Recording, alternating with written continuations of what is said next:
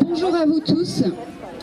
Bravo, bravo à vous pour cette mobilisation. Bravo pour tout le monde qui est là aujourd'hui, tout le monde qui vraiment s'est mobilisé ces derniers jours. Bravo, bravo, bravo, bravo.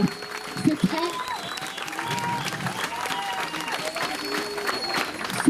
très important que vous soyez là, qu'on soit là. C'est très important. Ça représente tout ce que nous essayons d'exprimer et qui n'est pas entendu depuis plusieurs jours. J'ai envie de dire même depuis plusieurs mois, parce qu'en fait, ce collectif, le collectif Parents 974 Mobilisation, mon nom est Cynthia, je suis maman de 2 enfants âgés de 12 et 19 ans.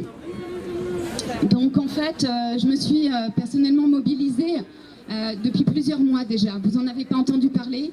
À ce moment-là, on a été pris de court, on a tout essayé, l'état d'urgence est tombé et on n'a jamais pu avoir aucun recours. Donc ça a été, voilà, c'est ce qui s'est passé. Entre-temps, les gamins de collège et lycée pourraient témoigner des difficultés qu'ils ont à porter le masque aussi. Voilà, je voulais vous rappeler en fait l'origine de ce collectif. Aujourd'hui, ce qui nous rassemble ici, donc c'est pour la défense de toute forme de violence et de maltraitance en fait à nos enfants, mais aussi vraiment, je veux le dire, la défense des droits de nos enfants, parce que Joanne a parlé tout à l'heure du décret de la préfecture. Ce que nous disons depuis plusieurs jours, et ce que dit notre collectif, ce que disent des avocats, c'est qu'il y a un décret national du mois d'octobre qui exclut les enfants de 6 à 10 ans pour les DOM. Il y a un décret, nous n'inventons rien. Des courriers d'avocats ont été envoyés à la préfecture et au rectorat. Donc nous avons alerté à ce niveau-là. Ok ? Un référé liberté a été déposé hier.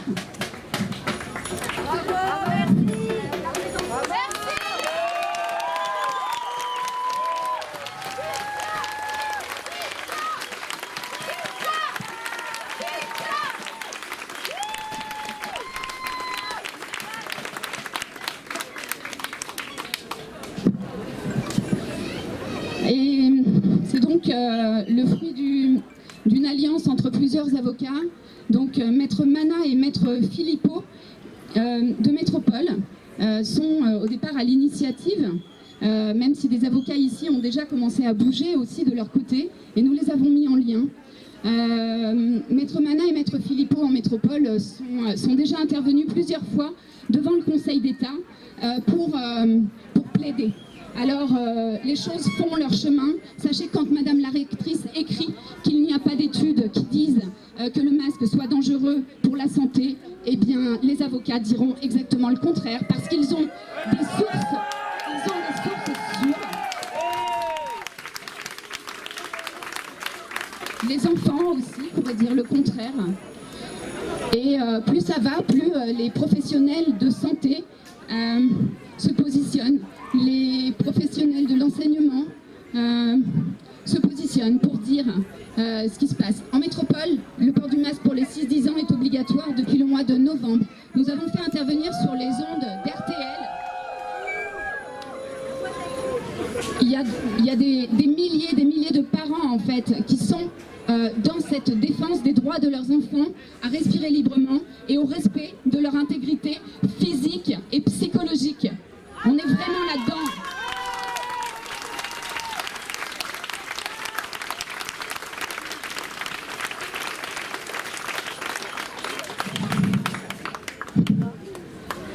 Merci à vous tous d'être ici. J'ai l'impression que je pourrais vous parler encore tellement longtemps, mais je crois qu'il faut que je laisse la place à d'autres. Restez mobilisés. Un référé liberté a été déposé. C'est une chose. On va voir ce que ça va donner.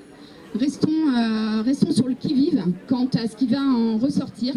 Restons sur le qui-vive aussi, sur ce qui se passe au niveau épidémiologique, sur ce qui se passe au niveau de la problématique des traitements, en fait. Donc c'est très large. Ce problème est très large et on ne peut décemment, en fait, prétendre résoudre les choses en masquant les enfants, en masquant la population dehors, au grand air.